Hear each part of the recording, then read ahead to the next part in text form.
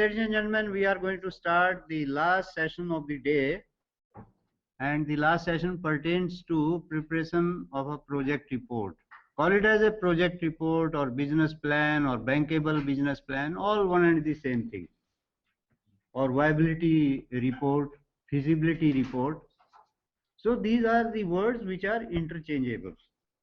Feasibility report, viability report, project report, business plan or bankable plan. Okay. So you all are aware, when an entrepreneur conceives a project idea, so one keeps on thinking a lot whether or not I should go ahead with this project and what will happen if I implement this project. And sometimes it so happens you keep on thinking over a project for quite some time, and maybe after a few days then the project idea fizzles out and you tend to forget about the project. Many a time it so happens because you do not put everything in black and white and you do not try to analyze. You don't make a detailed calculation, and because you don't make detailed calculation, you don't really get convinced about the viability of the project. And thereafter you forget about that project, you leave it. Okay. So with a view to concretize your thinking about the project and to find out whether or not the project is really worth undertaking, it is advisable to prepare a detailed project report. Okay. And if you can prepare a project report, then you can reasonably find out whether or not the project is worth undertaking. So the whole purpose of this session is to share with you as to how you should go about formulating the project and getting yourself convinced that the project is really worth undertaking. Okay, so now we get going. First of all, we'll try to define the term project. When we say project or we say project report, we are trying to do nothing but we are trying to take an investment decision. So in simple words, project represents a scheme for investing resources which can be analyzed reasonably independently. When we say project, it's a decision wherein you are going to invest some resources and you want to find out whether or not it's going to give me some return. So project represents a scheme for investing resources which can be analyzed reasonably independently. Okay. It involves capital expenditure which may result in monetary or non-monetary or partly monetary and partly non-monetary terms.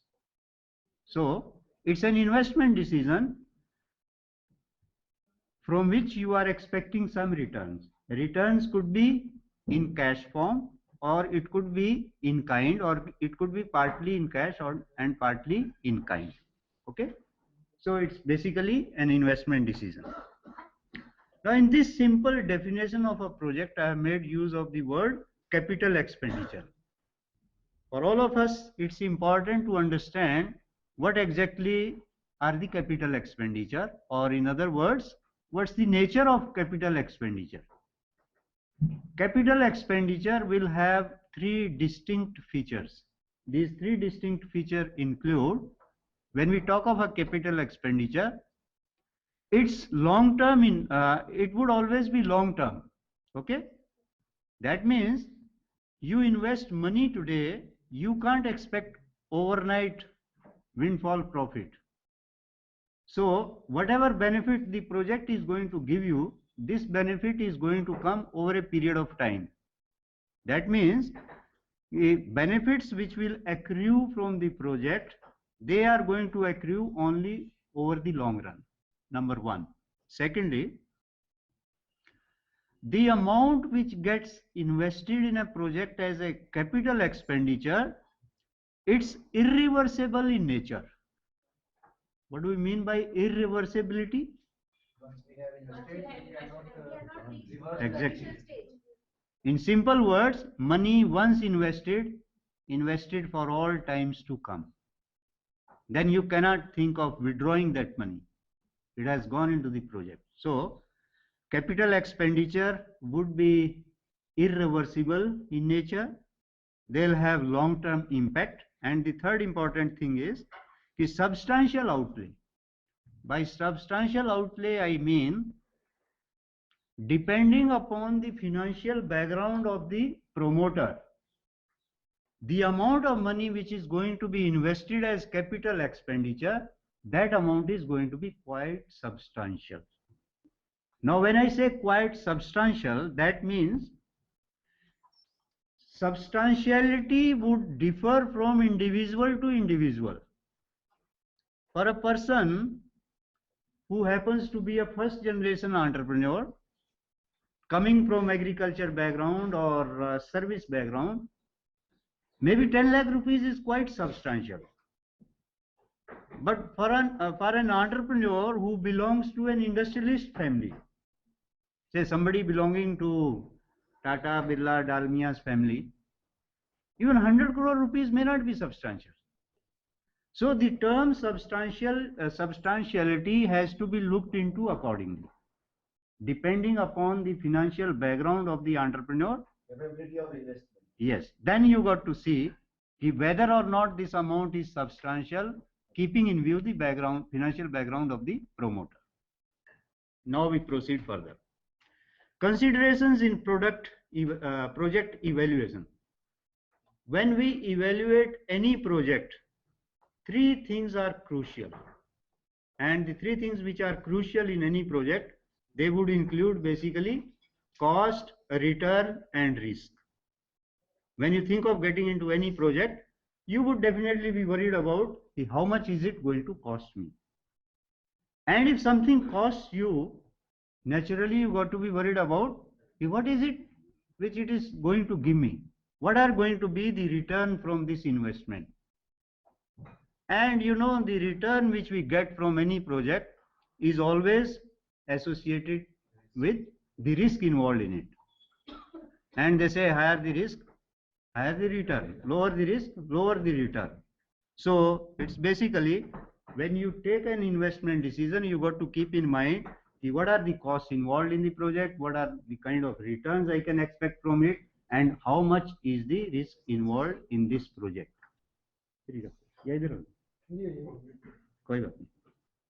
Okay. So we proceed further. Now, when you formulate a project or you prepare a business plan, having prepared the business plan, then you either go to a commercial bank or you go to district industry center or maybe you go to state financial corporation. We call them as development banks. Okay. So when you go to any financial institution or commercial bank or development bank, so they are trying to figure out something from the project report. Now I would like to share with you what exactly the financial institution try to evaluate or try to find out from the business plan. Any person interested in financing your project would be interested in finding out 5 important things. First of all, entrepreneur's profile. Now the one who has to finance your project is worried about who are the persons behind the project. Could be a single entrepreneur, could be partners, could be promoters. Or in case of joint, say, cooperative society, there could be many shareholders. Okay. So who all are the people behind the project, and the idea is to find out whether or not the people behind the project would be in a position to successfully establish and manage this enterprise. Okay. That's first thing. The second one is market feasibility. What do we mean by market feasibility? Whether the product is marketable or not. Can be sale, then sold in the market or not. Make benefit or not. Is any market is available there? Okay. There are divergent view. I'll come to it little later. But right now you got to only remember, when we say market feasibility, we are basically trying to ascertain whether or not the produce manufactured or the product manufactured by the potential entrepreneur will get sold in the marketplace or not. Profit or loss, we'll deal it with it little later. Okay, that means you are trying to find out whether there's sufficient gap between demand and supply. As simple as that. Then the third thing is technical feasibility, and technical feasibility basically takes care of your technology, economic lot size, or the know-how involved. Okay. When we say technical feasibility, here again, ask yourself, if you are putting up a project, you got to find out whether or not I have the capability of manufacturing this product. We are not talking about the profitability. Let me put off, otherwise it will continue disturbing me.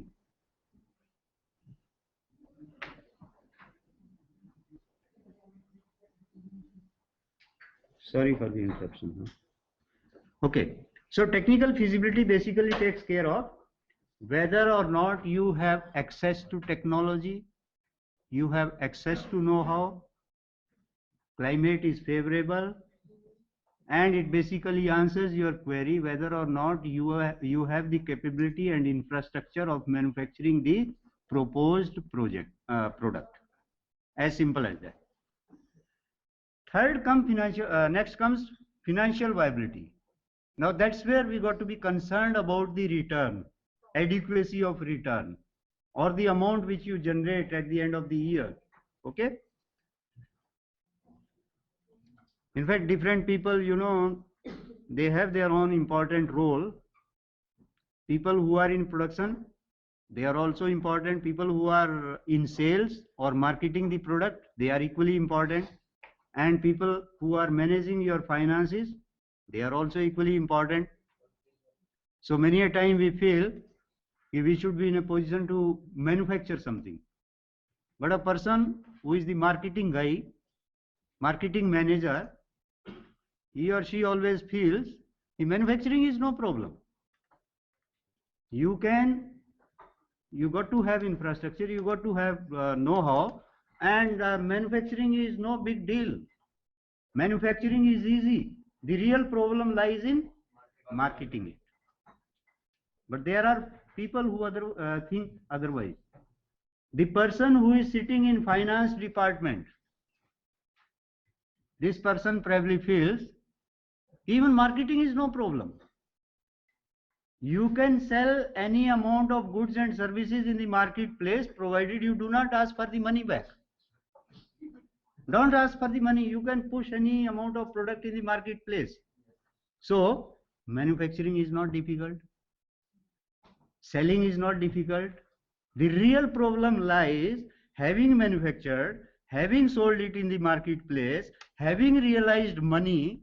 Then you, at the end of the day or at the end of month or a year, you got to find out whether or not you have generated adequate money which takes care of all your requirement and also leaves something in the form of profit or redeployment of profit.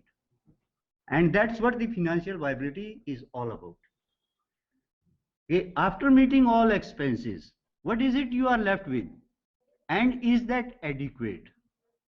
There's no definition of adequacy. Okay? The only thing, now it got to commensurate with the amount of risk which you have taken. Keeping in view the kind of risk which you have taken, it must meet your estimates. And that is what would be the financial viability. The next thing is socio-economic benefit. The last thing which any financial institution would be interested in evaluating from any project is, are there going to be some socio-economic benefits, and what are the socio-economic costs associated with this project? And remember, be it small project or big project, be it manufacturing or servicing, trading or franchising, all ventures would necessarily have some social cost and some social benefits. Anybody from Yamunanagar in Haryana? Okay. In Yamunanagar, we have this Sri Gopal paper mill. Yes. Okay.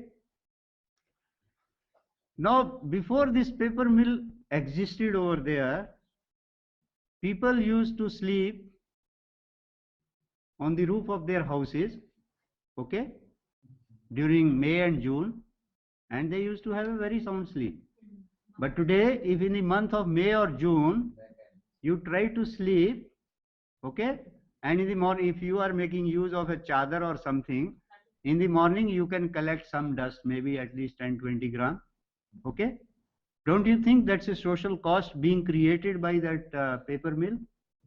And we have used to have a very found smell also. Yeah, yeah. Using the word So fragrance over there. the point which I want to bring home is paper mill at Yamunanagar, though it has generated lot many jobs, lot many ancillaries, okay, and the livelihood of thousands and thousands of people that depend upon running of that paper mill, but at the same time it's creating lot many social costs. Social costs in the form of air pollution, water pollution, unhealthy environment, traffic congestion, so many other things. Okay, I think you have all understood the concept. So any project, even when we talk about a carpentry shop or a fabricator shop, somebody is having fabrication shop in your neighborhood, and this fellow keeps on welding, keeps on cutting iron, keeps on doing so many things, and you feel some inconvenience. That inconvenience is nothing but social cost being generated by that project. So in any project, there would be certain social costs, there would be certain social benefits, and on the whole, if we feel the social benefits from the project are more than the social cost, then we say the project is viable from social cost benefit point of view. Okay, any financial institution would be interested in finding out what are the social costs and what are the social benefits. Okay, They have to got the certificate from the pollution control. yes, that's right, that's right. Okay, so all these things are nothing but, when I say what does a financial institution look in a project report, they are basically trying to find out the viability of the project. Okay, they are trying to find out whether or not this project will be established, will be managed, and will give some return to the person behind the project. All these things, they can be put in a much simpler form, and that simpler form would be, suppose you are an entrepreneur, okay, you want to set up an enterprise. You got to ask three basic fundamental questions to yourself. What are these three basic fundamental questions? Ask yourself, can I manufacture it? Can I sell it? Can I make adequate profit out of it? Now, when I say can I manufacture it, it takes care of your entrepreneurial capability and your technical feasibility. Can I sell it? That takes care of your market feasibility. And can I make adequate profit out of it? Financial viability. So I would say, if the answer to these three questions is affirmative, you should go ahead with the project. But if your answer to any of these three questions is in negative, you got to think over it again, and maybe you got to change your project. Clear? So we proceed further. Now when we talk about project report, the entire project report need to be divided in two parts. One would be somewhat theoretical part, okay, and the other one would be somewhat calculative part, wherein you are going to make some calculations and you are trying to convince yourself with facts and figure, yes, this is a project worth undertaking. So we take the descriptive part first, and don't bother about this thing whether it runs into 2 pages or 100 pages. It all depends how elaborately you want to write it. So here we are going to consider entrepreneur's profile, or in other words, when you start writing a business plan, write 1 to 2 paragraph about the entrepreneur's profile. Who are the people behind, what exactly is their qualification, age, sex, then social profile, previous business experience, etc. In other words, because the financial institution is going to evaluate your capability, so you got to mention everything which goes in your favor. And let the reader of the project report or loan appraising officer decide whether or not you have the capability of managing the project. 1. 2. Product and its uses. Whatever product you want to manufacture, think of its applications. think of what problems is this product going to solve. Like if we take example of say mixer cum grinder, Ambala is very nearby. Ambala is known to be city of mixes and grinders. Okay. So if we have to write a project report about mixer cum grinder, just think of the applications of that product. Okay. How does a mixer cum grinder makes the job of a housewife easy? What way it adds to her standard of living? How does it mechanizes the kitchen activities? Okay. So think of the product and its uses. What sort of problems does it solve? Then come to demand and supply, and that demand and supply is nothing but we are trying to come out with facts and figure whether or not there is adequate demand for the product in the marketplace. I have also seen many a time, when people start writing project report, they start making use of words like demand is huge, demand is very high, okay, there is enough of demand. So all that kind of words are meaningless. When we are writing a project report, you got to quantify everything. So this quantification is a must. Be ready with facts and figures. So maybe you can just write it in half a page. Okay. So find out gap between demand and supply, then find out raw material availability. You got to write 1 or 2 paragraph about the raw material. What raw material are you going to make use of? Is it seasonal, unseasonal, available all throughout the year, imported or indigenous? Okay. Any shortages created? Any credit given by the suppliers? Distance involved? Where from is it going to come? Take for example, if you are in the business of retreading of tires, truck tires, where is it the material is going to come from? Retread rubber is manufactured by companies like MRF, down south, okay, C8, or maybe Apollo. All these companies, because most of the rubber manufacturers are in Kerala, so raw material has to come from Kerala. And because raw material source is some 3,000 kilometers away, so you got to make little more provision so far as raw material is concerned. And while calculating your working capital, you got to take note of it. So the source of raw material, distance involved, credit available, all these things are going to impact your working capital requirement. That's why you got to be very clear about all things associated with supply of raw material. Next is your plant and machinery. You got to simply make a simple tabulation, what all machineries and tools are required, what are the electricals required along with them, their guarantee, warranty, availability of different spare parts, etc. So that need to be written here. And ultimately the idea is to find out what would be the total investment involved in plant and machinery. Then next is your manufacturing process. Just on a simple one page, you got to mention how is it you are going to convert the raw material into the finished products. Maybe you think of compartmentalization of certain activity, departmentalization of your activity, and you got to be very clear about how are you going to convert the raw material into the finished product. Okay. And when you compartmentalize and departmentalize these things, maybe you would also be clear about what are going to be different workstation in your assembly line and how much manpower are you going to need for this thing. So it's very important to be very you got to be very clear about the manufacturing process. Okay. Next to manufacturing process is manpower requirement. Be clear about how many people you need, how many skilled, semi-skilled, or supervisory or managerial, any key person required, and also think of their availability in the marketplace. Are they available at prevailing wage rates, or do you need anybody from outside the country, okay, or from outside the state? So you got to write 1 or 2 pages about the manpower requirement, and the idea is to convince the reader that so far as manpower for my proposed project is concerned, the kind of people I need, they are available within the vicinity of the project. And the project is not going to suffer because of non-availability of manpower. Yes, please, you had some. You see, you will find out your skill requirement from your machinery manufacturer. This person would let you know what sort of manpower you need. And as a part of your market survey, you got to find out whether or not that kind of manpower is available within the vicinity.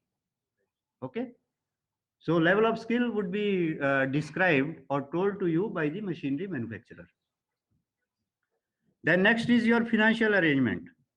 Financial arrangement basically means having ascertained your total requirement of finance. Now you got to think of how do I raise this finance? How much can I bring in as my or as promoter's contribution? How much do I need as long-term loan? How much do I need as working capital loan?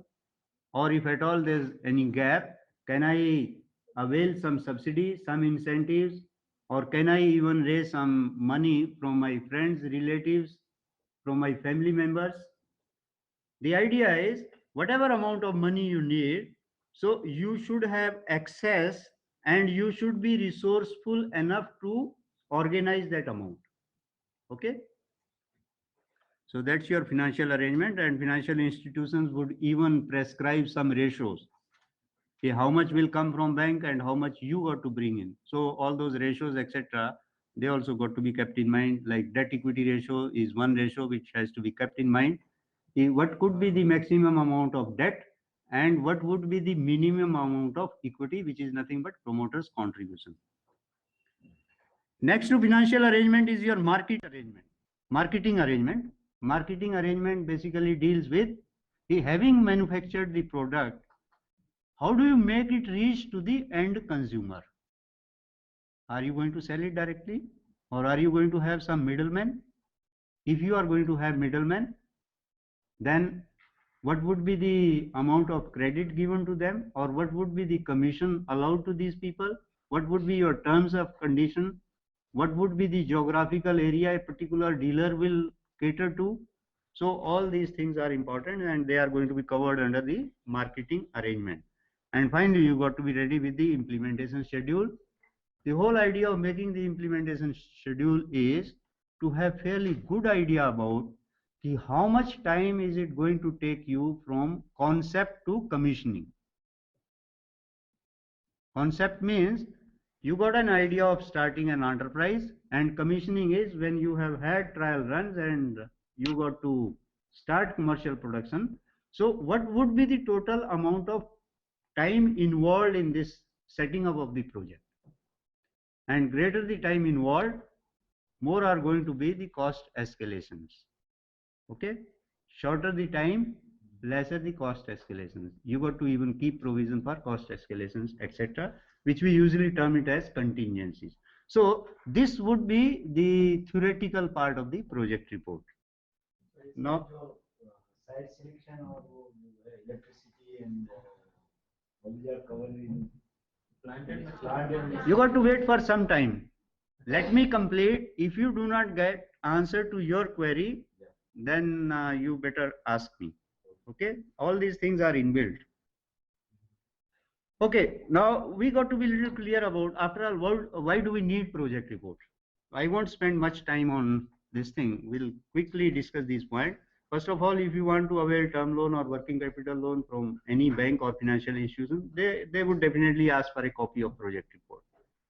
If you want to get your unit registered as small scale industry, again a copy of project report is required. If you want to apply for industrial plot or develop land, so state government or infrastructure development agency, they will ask you to submit a copy of the project report, and that project report would justify your requirement of land and developed land or shed, etc. And if you want to find out viability of the project, you want to convince yourself whether or not the project is worth undertaking, it's only the project report which is going to satisfy you, which is going to convince you. And finally, if you are eligible for certain incentive or subsidy, etc., so you can justify with the help of project report only. So these are, you can say, these are the important applications of project report. We proceed further, and further we will be discussing about the assumptions. Before you get into the process of formulating your project, you got to assume certain things. And if you do not take these assumptions, then perhaps you will not be in a position to make all the required calculations. What are these assumptions? We assume whatever be the raw material prevailing in the market at present, this raw material price will continue prevailing. Sounds little illogical, okay? Because raw material prices keep on changing. They keep on changing day in, day out. But you'll please bear with me. The second assumption is selling price will also not change. And there again we know selling price also keeps on changing. Okay? But there lies the answer to the very first query. You see, we are all fully aware of raw material prices change, finished product prices change, but you got to base your calculation on constant selling price and constant raw material price, because we know if something is feasible at today's prices, and if there's an increase, there would be corresponding increase in selling price. If there's a decrease in raw material price, you got to pass on the benefit to the consumer. There would be reduction in selling price as well. So if something is feasible at today's price, the chances are it will be feasible at tomorrow's price as well. And that's why there's a wisdom in keeping the prices stagnant. Okay. So raw material price will not change, selling price will not change. Number of working days you got to assume, they could be 300, they could be 365, they could be, if it is seasonal, it could be 180 days or 240 days, like sugarcane industry and all. Okay. But unless you assume number of working days and number of shifts, whether you are going to have just one shift or three shifts or two shifts, okay? And usually typical small scale units, they work on 1.5 shift basis, which is 8 to 8, wherein you pay 1.5 wage to your worker. So worker is happy, you are happy, and you are utilizing your infrastructure for 12 hours a day. Okay, that's the practical aspect of it. So you got to assume number of shifts. Then we also assume no changes in government policy will take place. See, whatever be the government policy with regard to your business, the same policy will continue being in operation for years to come. Here again, because we do not know which particular government is going to be in power and what would be their policies, so best thing is we assume the present government policies will continue supporting your business. Okay. We also assume nothing abnormal will happen during the life of the project, or in other words, no catastrophic events are going to take place during the life of your project. Here again we know unforeseen things do happen. Earthquakes take place, floods take place, wars do happen, okay, civil commotion and so many other things. All these things happen. But if we start talking about these things, then the project is not going to be viable. These things do happen, but for that matter, we have insurance companies. Okay. So you got to get your business insured and they'll come to your rescue if at all something like that happens. So assume as if nothing abnormal is going to happen. Okay. Then next thing, we got to assume total production is going to get sold in the marketplace. Okay. And lastly, the kind of manpower and utilities you need, they would be easily available within the vicinity of the project. If you have these clarities in your mind, and with the help of market survey, you have already determined the raw material price, selling price, availability of manpower. If you have already answered to this thing, then making project report becomes far more easy for you. You can quickly go ahead with formulating the business plan now. Okay. The components of the project report, how do we calculate? How do you book different expenditure under different heads? Okay, here first of all, land and site. So whatever be the money invested in this thing, land and site development, record it against head number 1. Building and civil works, you can talk to some civil engineer, or you can find out from CPWD or state PWD. You can find out what would be the rate of construction of office building, rate of construction of a shed or industrial shed, etc. So making use of that statistics or estimates, you can find out your investment in plant and building. Then plant and machinery.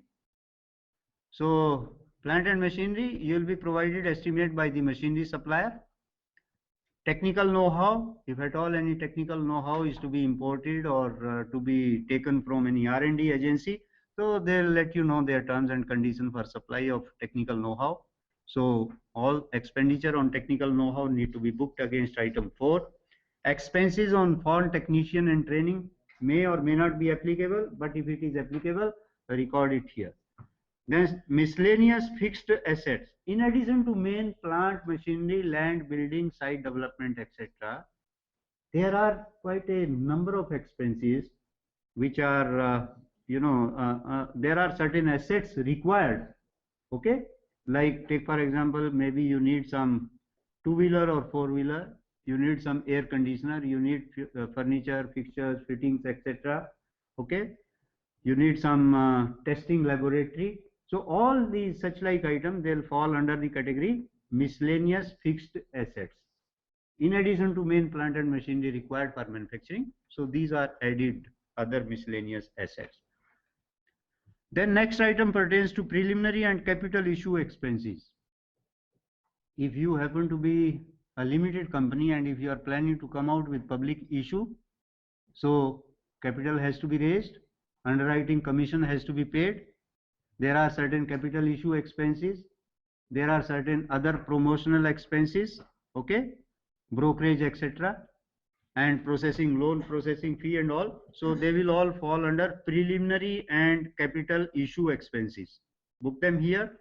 And pre-operative expenses. Next item is pre-operative expenses. Pre-operative expenses would basically include, like when you buy machinery and having installed it, now before you go for commercial production, you will end up wasting a lot of raw material in the process of, when you are having trial runs, you end up wasting a lot of raw material.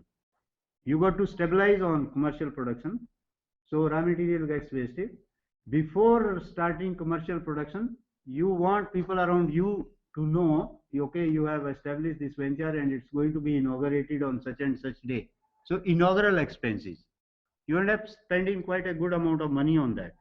So all such like expenses which are usually one time in nature, like your project report preparation, one time expense, legal fee paid to your advocates, etc., completing certain documentation, trial runs, then your inaugural expenses, promotional expenses, all these expenses taken together, they are put under the category of pre-operative expenses, and they do account for maybe 5 to 7% of the project cost. Okay, so they need to be taken care of. Then provision for contingency.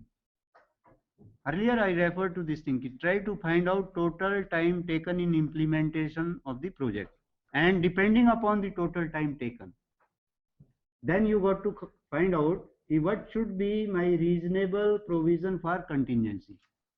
Like today, if you assume 10% is the rate of inflation and you are preparing project report today, and if you are clear about my project is going to take me 2 years in implementation, then naturally 20% you got to keep provision for contingency. If it is 1 year, 10%. If it is 6 months, 5%.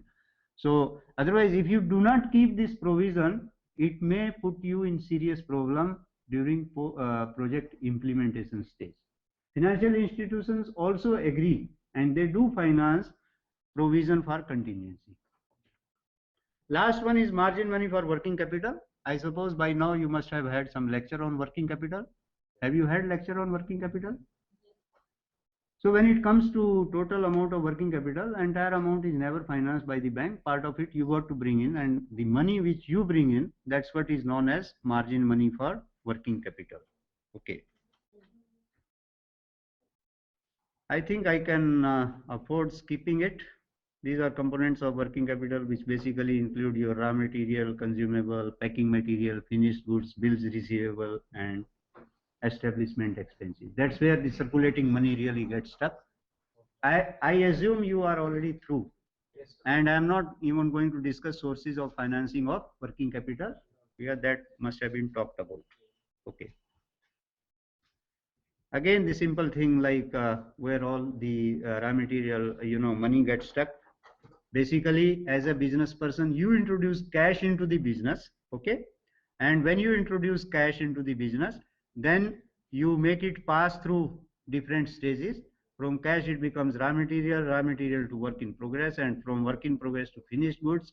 When you have finished goods, you supply it to your different suppliers, and they will agree to pay you after some time. Maybe they'll write bills, and then you have bills receivable, and having realized money, again you get cash, the entire thing. Why did I mention this thing? Now this process of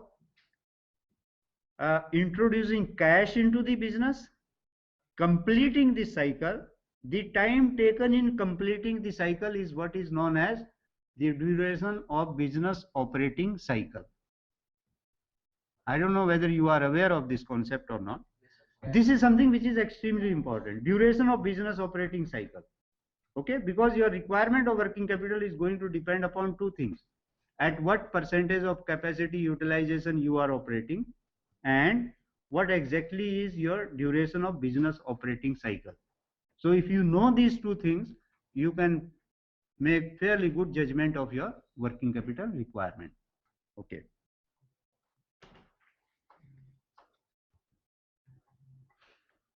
This is something which I would like to share with you. The same thing, business, the idea is to make the cycle of business operating cycle little more clear to you. You must have heard of, at times businesses go sick. Okay. Why do businesses go sick? Because of insufficient cash flows. Because of So many causes, unmanaged cash flows, inflation, government policies, many things. You see, the businesses need to be compared with human beings. Yes. Okay. Just like you have blood, circulating in your veins, a business has cash circulating in its veins. Okay. Or you can even compare a business with a overhead water tank. You are staying in our this thing, PG hostel or other hostel, there's a huge water tank above. Now, so long as there's enough of input of water, there's inflow is more than the outflow, you would always have sufficient water supply in your rooms, in your, toilets and all. But the moment you find, which usually happen in May and June, the inflow is less and outflow is more, taps go dry. Or in case of human being, so long as the blood is circulating in our veins, we are alive. The moment blood circulation stops, we will die. Human beings die. Same is true of a business. To start with, the moment which if you experience any cash clot, human being experience blood clots. Okay? If there's a blood clot, you get sick. If there's a cash clot in business, the business is going to go sick and the cycle is not going to be maintained. Okay? So try to understand this cash flow concept from that angle. Here, if you see, here is the reservoir, just like we have overhead water tank, here is the reservoir of cash and marketable security in a business. Can you see it? Okay. Where from the cash flows in it? Promoters' capital. Inflow. Then you take long-term loan, short-term loan, or money from creditors and all, and it all gets deposited in this reservoir. Here is an artificial reservoir of cash. Now money starts flowing down. What happens? You open the valve, money goes. Where does it go? You arrange for building, plant, machinery, etc. You bought out this thing. You buy raw material and bought out parts or spare parts, etc. Money is flowing, and you also have different type of production costs being incurred. Okay,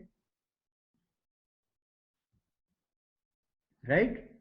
And when all this process is going on, then that's what we call it as work is progressing.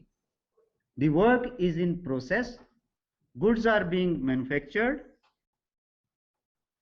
Okay. And after some time, this work in progress is going to be converted into finished goods. When you have finished goods, now there are going to be two routes. One route is you have finished goods and you have had some cash sales, and this cash again gets deposited in this reservoir. The other route is partly maybe part of the business is being transacted through this route and part of the business is being transacted through the other route. You have credit sales, then you have debtors and bills receivable. They are going to pay after some time, and again you have cash deposited over here. So here again, now this cycle, introducing cash into the business, making it pass through the nerves of business, experiencing this work in progress, and realizing cash again, the entire business process gets completed. And in this process, what happens? Suppose you introduce 100 rupees here. Okay, you introduced 100 rupees here. You made it pass through the nerves of business, and ultimately at the end of completion of business operating cycle, you find you have realized 95. 100 rupees introduced, 95 realized, you have a deficit of 5 rupees. And you keep on doing it on continuous basis. A time is going to come, the reservoir is going to go dry, and the business is going to, initially it's going to go sick, then it's going to be insolvent. But if it happens the other way around, every time you complete your business operating cycle, you generate a surplus of 5 rupees, then a time is going to come, this reservoir is going to overflow. If it overflows, what will you do? You will declare some dividend, or you will withdraw some money from the business, personal withdrawals or personal expenses.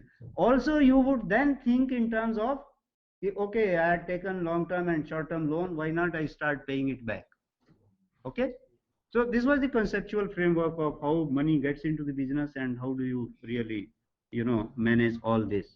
Okay, so friends, now moving beyond the cash flow, etc. Now we come to, I have already explained you how is it you are going to calculate the total cost involved in your business. So here you will have to make some appendices and annexures. So first of all, you try to find out your total land requirement, and when you are clear about your land requirement, which should be usually 4 to 5 times what you immediately need, because you got to keep provision for even future expansion, etc. Okay, so find out your total land requirement, and if you know the prevailing market price, you can find out the total investment, and if at all some development costs are involved, so development costs need to be taken care of, and cost of acquisition of land plus development cost. So that's what should give you fairly good idea about what would be the investment in land and building. I have already told you 10 different heads. So this amount, whatever you calculate here, it will be booked against that item 1. Okay. Then similarly, you got to make estimates for building. And when we say building, you can probably divide it in 3 parts. One is going to be your process building. The other one could be building for services like powerhouse, tubewell, etc., or housing other utilities.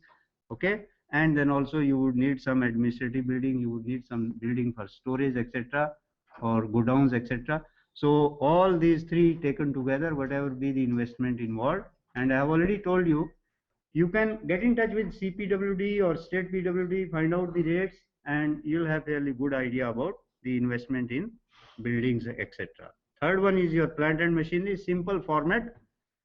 What is the total process build machinery, and then machinery for this thing services, maybe DG set, etc., or some other equipment testing and all.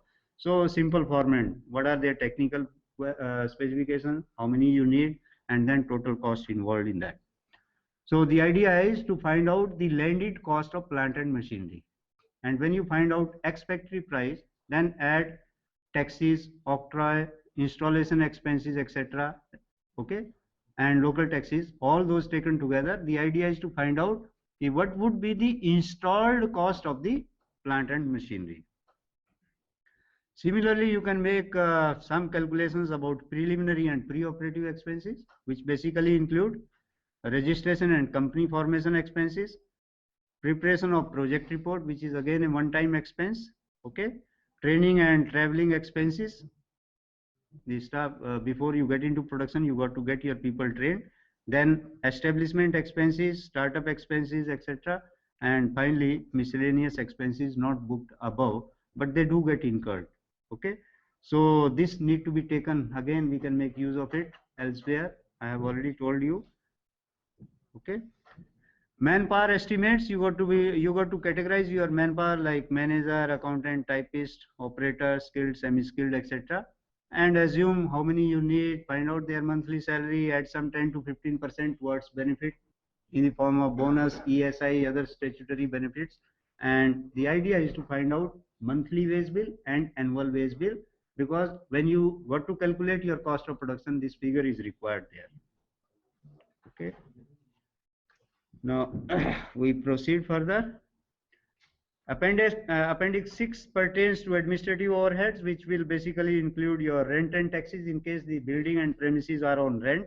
If it is your own, then only tax part of will appear here. Postage, telephone, fax and internet expenses, medical and other amenities, traveling expenses, then insurance, stationery, etc. All these taken together, they'll constitute your administrative overheads. Similarly, you got to make provision for depreciation, and depreciation can be calculated by adopting straight line method or diminishing value method. I will not go in detail of that. The idea is to find out how much your machinery is getting depreciated, how long this machinery is going to last, and when the machinery becomes obsolete, then you should have provision already made in your business, and with the help of that provision, then you buy another machinery and you should be in a position to replace your old machinery with the new one. Okay. So depreciation need to be taken care of, and next to depreciation is your interest calculation. This is simple mathematics. You got to be clear about how much loan are you going to take, what would be the interest liability, how are you going to pay it back, and you got to pay it back in certain number of years, maybe 5 to 10 years or so. So whatever be your repayment schedule, keep that schedule in mind and find out your total interest liability, and this would then later on be reflected in cash outflow. Okay. Now when you have made these calculations, you can then find out your total project cost. Okay, how much you invest in land, building, plant, machinery. We have already explained. Okay, how is it you are going to find out investment against all these heads. So this is what is called as the cost of the project, capital cost of the project. Okay.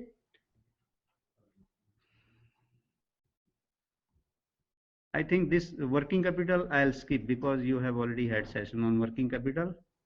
Cost of production is something which is important. I'll deal with it. So I would suggest if you are making a project report for 5 years, so make cost sheet for at least for a period of 5 years. If your repayment period is 7 years or 10 years, make calculations accordingly for 7 years or 10 years. Because unless you pay back the total amount, so I think it would be interesting, and you should have fairly good idea about if when I have to pay back my loan, how is it my project is going to behave, and am I going to experience any shortfalls, and if at all I experience any shortfall, then how is it I'm going to take care of that. Okay. So you can make use of this format for finding out cost of production, wherein you first of all try to list this thing. Installed capacity aapki kya hai, then find out this thing, number of working days, number of shifts per day. I already told you in the beginning itself, you got to assume these things. Okay. Utilization of capacity, you never achieve 100% capacity utilization in the very first year. Capacity utilization is slowly going to improve. Maybe you operate at 80% in first year, then subsequent next year 90, then 95, 100. It could be 60, 70, 80, 90 or anything. Capacity utilization is going to improve only over a period of time. Okay, keeping that in view, so once you mention this thing, capacity utilization in percentage, and once you know the percentage, you also know the total installed capacity, you can always convert it into the annual production or output. What would be your annual output? And from point number 5, then the total cost of production starts. Book your cost of raw material, and naturally raw material cost is linked with capacity utilization. Your other materials, packing material, etc., that again is linked with cost of production, capacity utilization, so it's also variable. But usually utilities are something whether or not you increase your capacity utilization, utilities will continue increasing, salaries will continue increasing, okay, on account of inflation and annual wage revision or this thing increments, etc. So put the make calculation accordingly and mention under year 1 to 5 or 1 to 10, whatever it is. Then a repair, maintenance, etc. They are usually taken as certain percentage of cost of civil works. I think 1 to 2% is good enough. Similarly, you got to keep provision for repair and maintenance of machinery. There again certain percentage need to be calculated. And consumables are usually linked with item E. Under F, we are mentioning consumable. It could be 10% or 20% of item E. Okay. Consumables would basically include your oiling, greasing, you need rags, you need cotton for cleaning the machines, and certain amount does get spent on that. And it's a daily activity. Okay. Then next to that is your administrative overheads, and administrative overheads again tend to go up, and you must effect maybe 5 to 10% increase every year in your administrative overhead, irrespective of whether or not you enhance your capacity. Selling expenses could be assumed as certain percentage of total sales. Okay, 2% is just suggestive. It could be any percentage, 5%, 10%. And finally, thereafter you add depreciation in it. And once you have added depreciation, you'll then have fairly good idea about your gross cost of production. In that gross cost of production or subtotal mentioned here, if you add financial charges, and those financial charges are nothing but your interest in working capital loan and also interest on term loan. So if you add that together, you can then find out your total cost of production. Okay. Can you all fill up this sort of format? Yes. Yes. It's easy, no? Simple mathematics. Okay. Yes. And next to that would be, in fact, this is important. You got to find out the profitability statement. This profitability statement will let you know what would be the accumulated cash balance left with you at the end of, say, first year, second year, third year, like that. If you prepare it for 10 years, you'll have fairly good idea about what is it my project is going to leave with me as surplus at the end of 10th year. Financial institutions do make use of it. I'll just share with you how do you go about preparing this cash flow statement. For the purpose of preparing cash flow statement, you need to segregate sources of fund and utilization of funds. Make total of all possible sources of fund, and separately on a separate sheet make total of all utilization of fund, and then find out the difference. Then you can understand the behavior of your project. Okay. So let's first talk about the sources of fund. What would be the sources of fund in any project? And here divide the entire period in two periods. This thing under two categories. First is your pre-operative period. That's nothing but implementation period, and thereafter post-operative period, which I am mentioning year 1 to year 10. So promoters' contribution would usually be received by the business during pre-operative period. So here I am assuming pre-operative period, entrepreneur has brought in whatever money he or she was to bring in, and then maybe after 5 years or so you want to go for further expansion. Maybe you can again introduce some amount of money in your business. Okay, otherwise it is all 0, 0. Profit before interest and taxes. I am assuming naturally there won't be any profit during pre-operative period, and I am assuming maybe first year, second year also you do not have any profit. So there's no figure entered over there, but thereafter if you feel from third year onwards you are going to make profit, so whatever be the profit, enter it here. Then next is increase in long-term borrowing. You go to your bank and you negotiate some loan. Now from the viewpoint of a business, when you borrow money from the bank, it becomes a source of finance for the business. Okay, is it clear to all of you? Yes. Any increase in long-term borrowing is source of funds for the business, and any decrease in long-term borrowing is utilization of funds from the viewpoint of the business. Okay. So as and when you raise money from the bank, and here I am assuming the major amount of loan is going to come during pre-operative period or maybe in first year when you have to further enhance your capacity utilization, and if at all you go for expansion thereafter, I am assuming it's going to happen in 6th year, you increase your capacity or you maybe go for expansion, again you get additional loan from the bank. Okay. Then next is depreciation. Okay. So there won't be any depreciation during pre-operative period. There would be depreciation from first year onwards. Okay. Increase in bank borrowings for working capital, again inflow of money, and as and when it takes place, record it accordingly. Other central government subsidy, etc., as and when you get it, so it can be entered accordingly.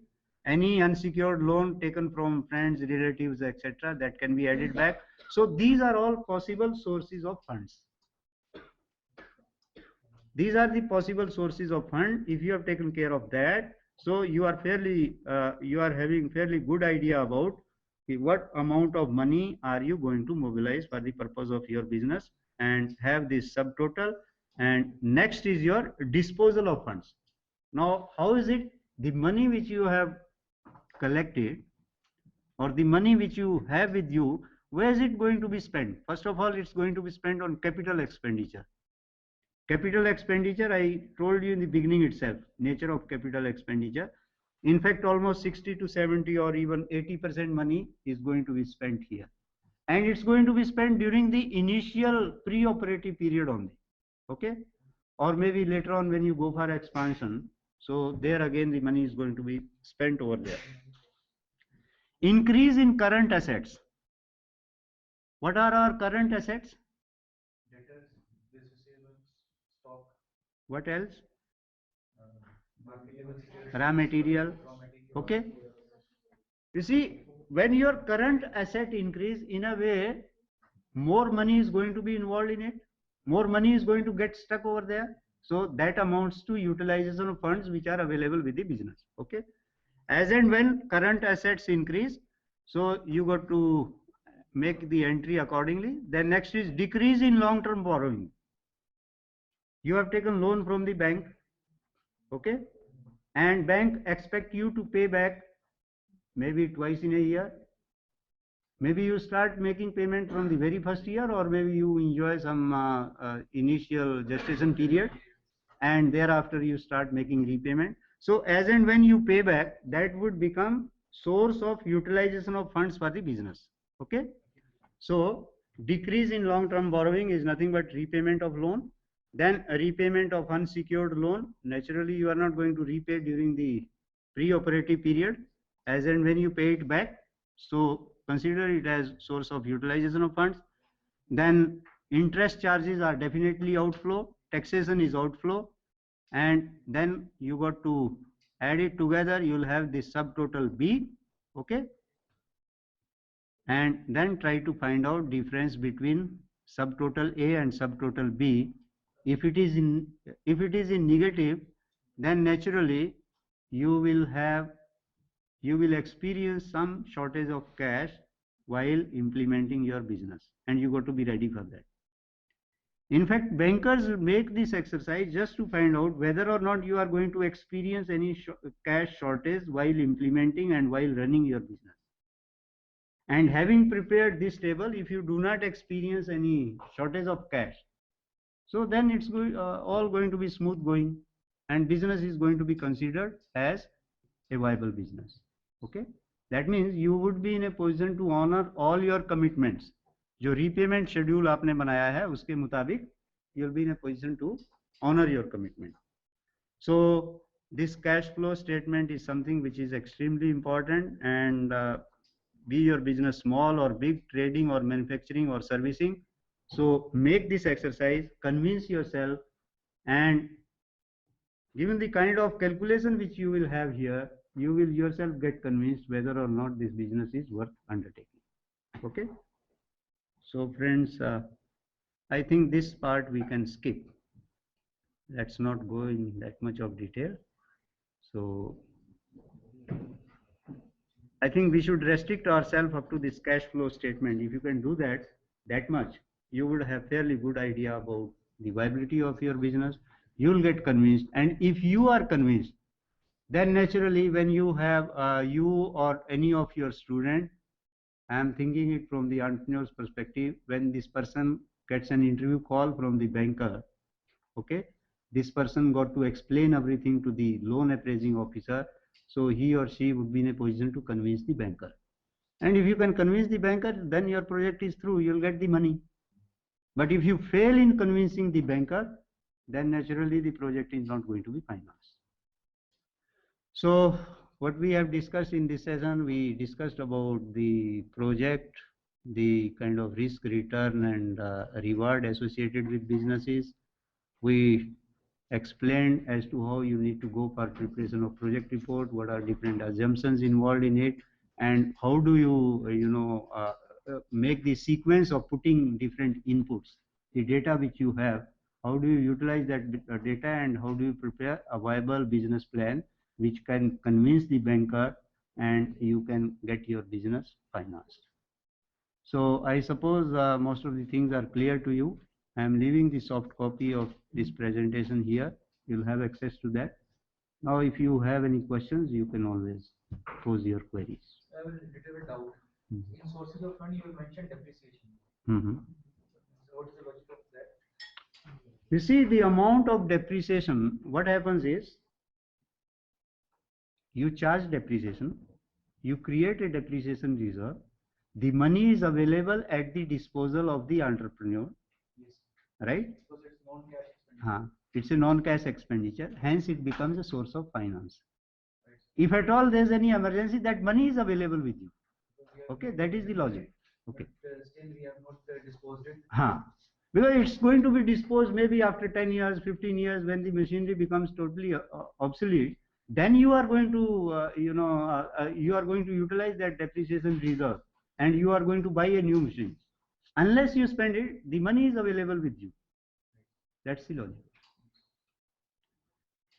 Any other query? This feasibility phase of between the project report is very important. Feasibility phase, because once anybody has got an idea to start new venture, then if it is feasibility phase is clear, then he can go the process. Yeah. And it requires, I think so, I would say many fields. I would say working out feasibility, getting convinced is as important as undertaking other activities. इसके बिना एक idea आ गया, हाँ, and I want to start venture.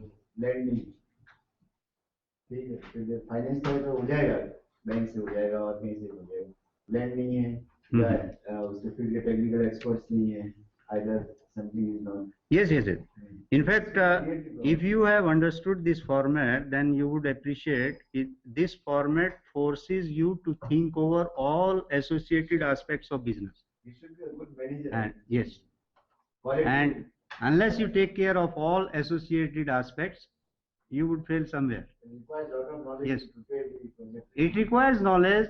Some of the knowledge you will have with you. Some of the knowledge can be pulled by way of, engaging consultant or going to a CA or some other marketing expert. Not that you will have all knowledge with you, but you should. Project reports are available in DAC and other. But one should know the process, how to go about filling them up. Any other question? Yes.